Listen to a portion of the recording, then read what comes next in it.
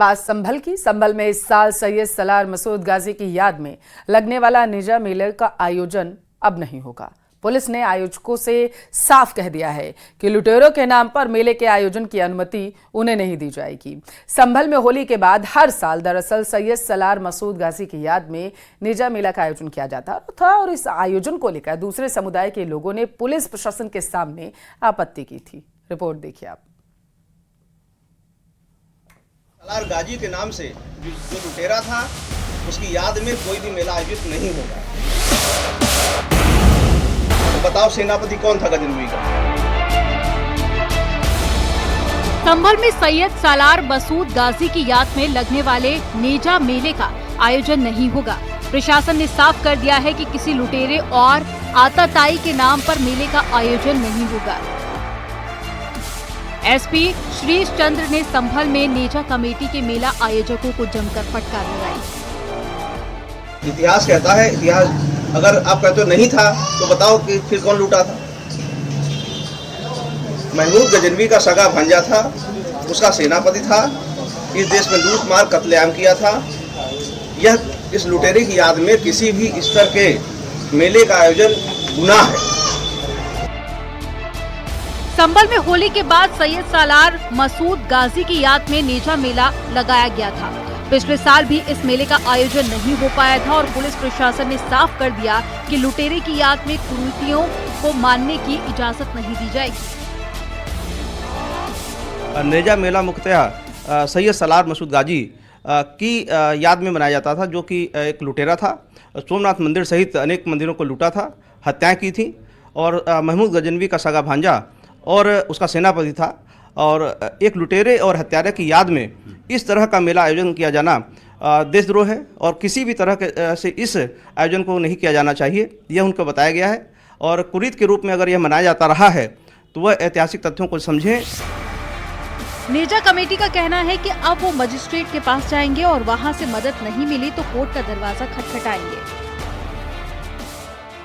अब हमारा ये रूप रहेगा, जो भी हो हम मजिस्ट्रेट के पास जाएंगे, हमारे सुनेंगे ना सुनेंगे तो हम कोर्ट में जाएंगे। हमारा मेला जो है इसे हम ये कोशिश करेंगे कि हमारा मेला जो है बंद नहीं हो।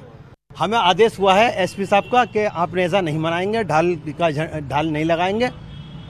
आदेश हो गया है। तो आप क्या करेंगे? आप नहीं मनाएंगे? हम कोशिश करेंगे, मजिस्ट्रेट के पास जाएंगे, फिर जहाँ जहाँ संभव जगह है वहाँ पहुँचेंगे। हम मतलब कोशिश आप करेंगे कि बिल्कुल करेंगे, मनाने की कोशिश करेंगे कि हमें इजाजत मिल जाए।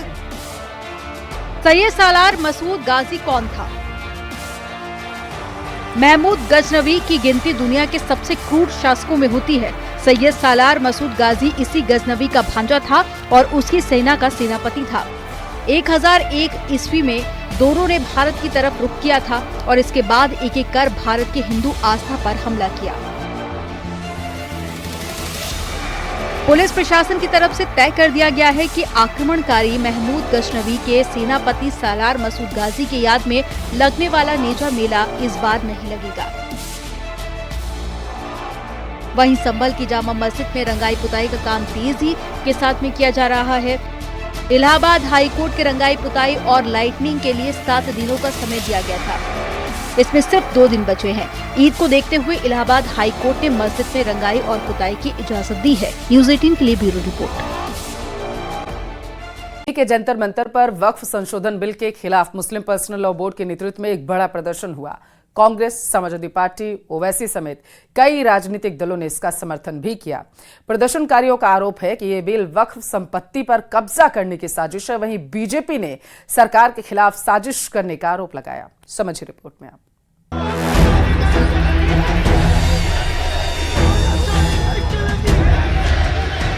वक्फ संशोधन बिल के खिलाफ दिल्ली के जंतर मंतर पर all India Muslim personal law board ने प्रदर्शन किया। प्रदर्शन में कई धार्मिक नेता, सामाजिक कार्यकर्ता शामिल हुए।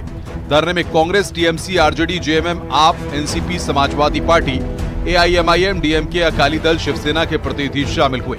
मुस्लिम पर्सनल लॉ बोर्ड के उपाध्यक्ष ने सरकार पर निशाना साधा। हम बनकर के मुल्क की आजादी हासिल की है, आज भी हम बनकर अपने देश को बचाएंगे, संविधान को बचाएंगे, वक्फ की जायदाद को बचाएंगे। एआईएमआईएम अध्यक्ष असदुद्दीन ओवैसी ने वक्फ कानून में संशोधन की कोशिशों को असंवैधानिक बताया है। उन्होंने आरोप लगाया कि वक्फ की जायदाद छीनने की कोशिश की जा रही है। हमारा काम विरोध करना है क्योंकि ये अनकॉन्स्टिट्यूशनल है। ये बिल वक्फ की जायदाद को बचाने के लिए, एनक्रोचर्स को निकालने के लिए नहीं, ना उसकी इनकम को बढ़ाने के लिए, बल्कि वक्फ की जायदादों को ख़त्म करने के लिए, मुसलमानों से उनकी मस्जिदें, दरगाहें, खानखाहें, कब्रस्तान को छीनने के लिए इस तरह का प्रोविजन उसमें रखा गया है। वहीं समाजवादी पार्टी भी इस विरोध में शामिल हुई और वक्फ बोर्ड बिल को वापस लेने की मांग की।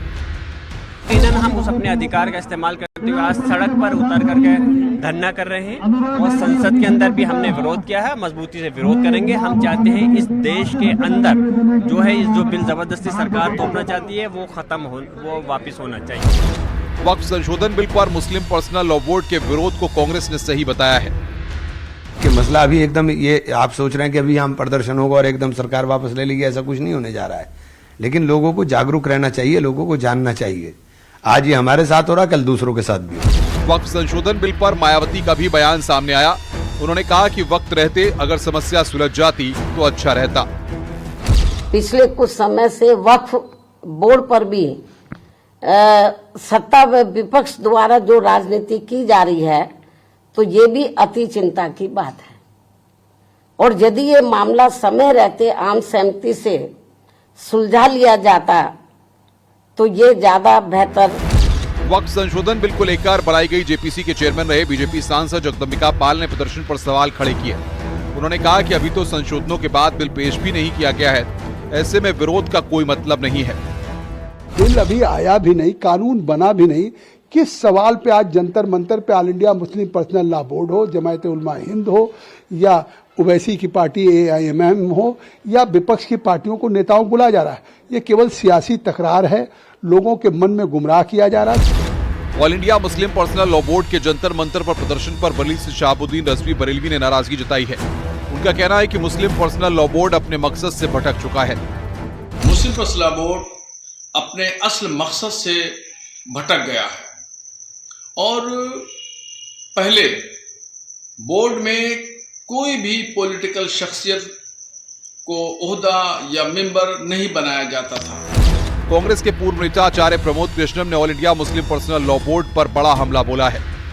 All India Muslim personal law board Bharat में रह रहे मुसलमानों की हिमायत करने के लिए बनाया गया था, लेकिन अफसोस की बात यह है कि भारत के मुसलमानों की बात नहीं करता, वो पाकिस्तान और बांग्लादेश से गाइड हो रहा है। ये देश के हित में नहीं है, मुल्क के हित में नहीं, ये मुल्क के खिलाफ है। वक्फ बिल के खिलाफ दिल्ली के जंतर मंतर पर ऑल इंडिया पर्सनल बोर्ड के प्रदर्शन के खिलाफ हिंदू संगठन भी जंतर मंतर पहुंच गए। हिंदू संगठन पर्सनल लॉ बोर्ड के प्रदर्शन का विरोध शुरू कर दिया। इस दौरान विरोध प्रदर्शन में शामिल हिंदू संगठन के कुछ लोग बेहद भावुक हो गए। न्यूज़ 18 के लिए ब्यूरो रिपोर्ट।